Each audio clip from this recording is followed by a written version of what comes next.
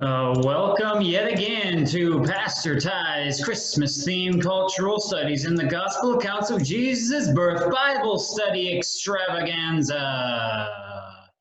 Yes, indeed. It is good to have you joining me today for this, again, Bible study extravaganza. You're going to want to have your own Bible with you today. Welcome, Merry Christmas again. Got some good things to talk about. Unfortunately, I do not have any cute videos of my children with me today, so you're stuck with just my ugly face. Apologize for that in advance. But we are going to look at the Bible, so you can look at the Bible. That's fine. Genesis. I want to start in Genesis. We're going to get to Matthew a little bit later. Genesis, we're going to start. We know the Bible begins with the creation of the world, and shortly after that, we have God creating Adam and Eve, and very distinctly different. Adam and Eve creating male and female. And I don't know if you know this, but have you ever wondered why God made man before woman? Why did God make Adam first? Well, the answer is pretty obvious. God made man before woman so the man would have enough time to think of an answer for the woman's first question.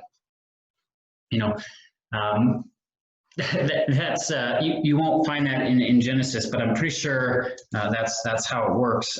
There are other differences that between men and women that are fairly evident. For example, men and women, a man will pay $10 for a $5 item he needs, whereas a woman will pay $5 for a $10 item that she doesn't need because it's on sale. Also, another difference, men wake up in the morning looking just as good as they did when they went to bed the night before. Whereas women, on the other hand, will somehow deteriorate during the course of the night. And I'm not sure the science behind that or why that happens, but that is proven to be true. And then one other thing that I would mention, differences between men and women. A woman knows all about her children. She knows all about their best friends and their secret hopes and dreams, their favorite foods, their fears, and their dentist appointments. Whereas men are just vaguely aware of some other people that live in his house. Those are some of the main differences between men and women. That is, it is clear from Genesis that although some of these cultural differences that we can laugh about today, they're not quite as evident. Men and women certainly are distinct. But one of the reasons why women get a bad rap, and sometimes this is a criticism people have leveled at the Bible, is that the Bible isn't fair to women, and because it spends most of its time talking about men and honoring men.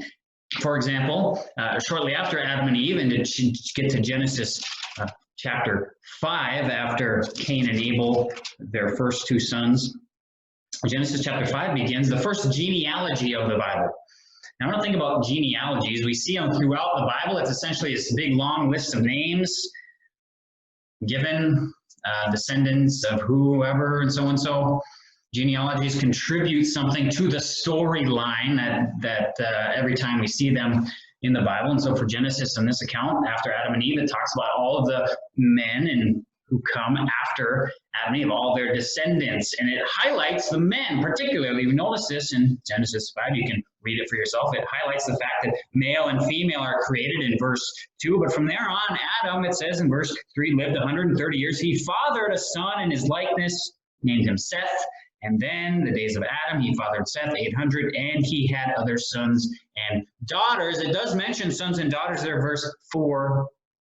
But as it continues on, the names listed are always the male names, from Seth to Enosh to Canaan to Mahalalel and so on and so forth. These are all men's names, and we know this because in the Hebrew it is a third masculine singular pronouns and verb forms that we see there. So we have the names of men. They get they're highlighted, right? And obviously, you know, this word beget, or this word sometimes is translated as beget or fathered. You know, we know that women were obviously involved. They were still necessary for the reproductive process. The women, they're the ones doing all the work, but sure enough, here it is. The men get the credit. Typical, I know, typical. The story of Noah follows 6, 7, and 8 chapters. And then chapter 10 picks up again and follows the descendants into, describes the genealogy of who came after Noah, namely his 3 sons, Shem, Ham, and Japheth, and their sons. And again, we have this third masculine singular verbs and pronouns being used throughout chapter 10 as it lists the sons of the sons of the sons of the sons, and so on. In fact, this is the way it basically is for genealogies. They highlight the men. Interestingly, though, chapter 11, we do have women make an appearance. We see, what I actually want to highlight is chapter 11, verse 29, Genesis, because actually we have a woman mentioned there, I think for the first time, by name. Abraham and Nahor took wives. The name of Abram's wife was Sarai. And then verse 30, Sarai was barren. She had no child.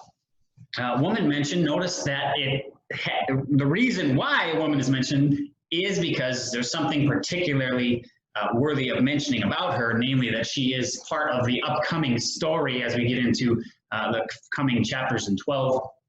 Sarai plays a part in the story, as you're familiar with the story of Genesis. So Sarah is mentioned. So there are exceptions to this rule of men being mentioned, but for the most part, it's men. And this is not just true to the Old Testament, but this is true throughout other genealogies elsewhere that are outside of the Bible. For example, there's this book written called Sirach, which was written in between the Old Testament and the New Testament times. And the book of Sirach is quite a bit like the book of Proverbs, a little bit like that, a book of wisdom. And it also recounts Jewish history. And interestingly, in Sirach, chapter 44, it says this. It actually says, "Now will I praise those godly men, our ancestors, each in his own time."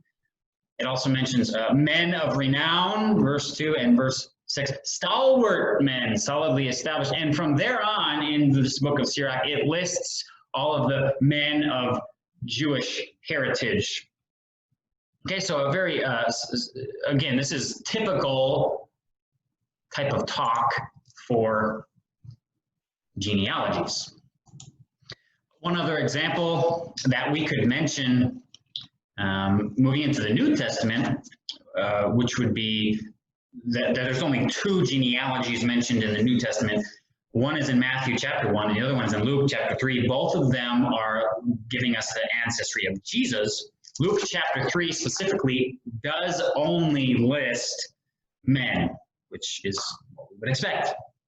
Again, men listed in chapter 3. But what is interesting, should I say, about Matthew's genealogy in chapter 1. I'd like to have you turn Matthew chapter 1 with me. I'm actually setting us up for my sermon, which is going to be coming up on the 20th, this Sunday. I'm going to be looking at this passage, Matthew chapter 1, the genealogy of Jesus. But I want to think about what's unique about this genealogy is what do you expect? Men's names to be listed, but what do you know? Here we have an abundance, seemingly abundance, of women mentioned. Interesting. Maybe abundance is a little overstated, but more than maybe anywhere else, proportionally so, women are mentioned. 5 women are mentioned in these first 17 verses of Matthew's gospel. Women show up. First one mentioned is Tamar in verse 3. Then we have Rahab mentioned in verse 5. Ruth mentioned in verse 5 as well.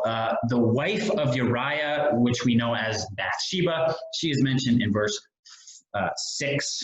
And then Mary in verse 16. Surprising, yes. It is, and we would do well to do a more of an in-depth study on these women. You could do that. Each one of these women is mentioned and is included in the Old Testament. Tamar, stories found in Genesis chapter 38. Rahab, we could read about in Joshua chapter 2. Ruth, we have a whole book about Ruth, the book of Ruth. And then Bathsheba, story is found in 2 Samuel chapters 11 and 12. Mary, of course, we know her story fairly well, as she was the birth mother of Jesus Christ. And it's an interesting mix of women mentioned, a mix of good and bad, good deeds and bad deeds. Tamar and Rahab are both acted as prostitutes. Bathsheba was, of course, caught in adulterous relationship with David. Ruth and Mary, on the other hand, are viewed as virtuous women for the most part. Nothing that they did was inherently wrong or sinful. But this is kind of an interesting thing for Matthew to do. Why would he bring in these women, the story of women? Well, you might actually have to go and continue reading Matthew and get all the way to the end of the book of Matthew before you really get this idea of women coming into the story again. Matthew chapter 27. This is Jesus on the cross. Jesus has just died. Verse 55. Who's there witnessing these things? There were also many women there looking on from a distance who had followed Jesus from Galilee. Oh, what's interesting there? Women had been following Jesus. They were part of his group of disciples. There were more disciples than just the 12 that get highlighted often in the Bible. There were others who followed, and here it is. Women are there because they were part of Jesus' followers. Women. Wow. This was uncommon for rabbis in the ancient culture to have women disciples. And not only that, but we know Jesus gets buried in the tomb, and stone gets rolled in front, and then we get to chapter 28, which is the resurrection story, and be familiar with this idea that who are the first ones to discover the empty tomb in chapter 28 when Jesus rises from the dead. But it is women. Yes, surprising indeed. Because women in that time, they were not to be viewed as credible witnesses. But yet, that's who God chose to first bear witness to the most incredible event in all of human history. Women involved. Incredible. And it even sets us up for the very end of Matthew chapter 28, which is where Jesus gives his last words to his disciples, and he tells them what he expects of them in the Great Commission, as it were, in verse 18. All authority in heaven and earth has been given to me, Jesus says. Go, therefore, and make disciples of all nations. Of all nations. And that all nations is interesting too, because there's something else. It's not just the fact that women are involved with this process here and that they have been highlighted in various places, but there's something else going on, is that the all nations, the Gentiles is another word the New Testament will use to describe those outside of the people of Israel. And what's interesting about that is you go back to Matthew 1, and these women are also Gentiles. Not only are they women, but they're also, meaning that they were outside of the family of God. They were outside of the tribe of Israel. Rahab was. Tamar likely was. Ruth, we know, was. And Bathsheba was married to a Gentile, so it's likely that she was as well. And so, what is this saying? This is surprising because culturally speaking, who were the dominant who are the most important people that we would look up to? Well, it would be, or the ones that we would expect to be leading the way would be, well, men and Jewish men. Matthew, in his genealogy, highlights not only women, but Gentile women. And what does that mean? That means when Jesus says, go into all the nations, he means because this message, the message of my birth and my death and my resurrection, is for all people. All people.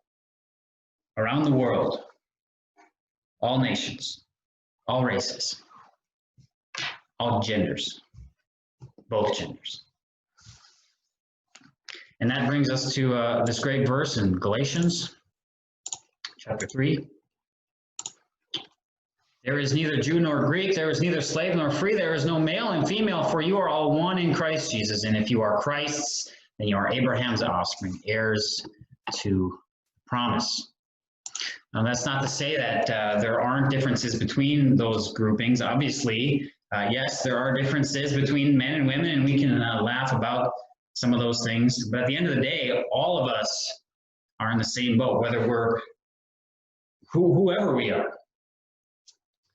So that's good news for all of us, no matter who you are, that Jesus Christ came for you, and the baby born in the manger came for you and for all people. And it's a message for all people. That's why it's Christmas should be celebrated by the whole world, because it's a message that applies to the whole world. And maybe this Christmas can be a chance for you to share the real meaning of Christmas with women or with Gentiles or with co-workers or whatever it is. What is it about this Christmas season that makes us still have joy even in the midst of a pandemic? Yeah, it's Jesus. It's Jesus.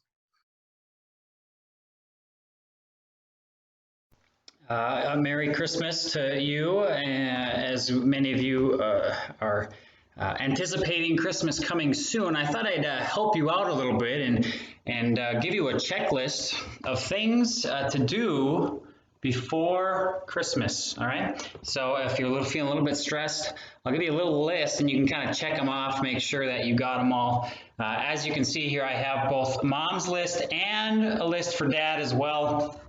Let's start with Mom's list. Let's begin with, of course, decorate the home. Very important for Christmas time. Get presents for Dad and the kids. Get presents for the extended family, of course. Make sure that you also wrap the presents. Got to make them look good. Bake cookies. Get presents for kids as teachers. Write Christmas letter. And then, of course, print the letter and mail. Yes. All right. So that's the Mom's list for us. And then, of course, we have Dad's list as well. Dad's list includes buy present for wife. So I'm thinking, what does she really want for Christmas? Window cleaner. Yes, window cleaner. Got it.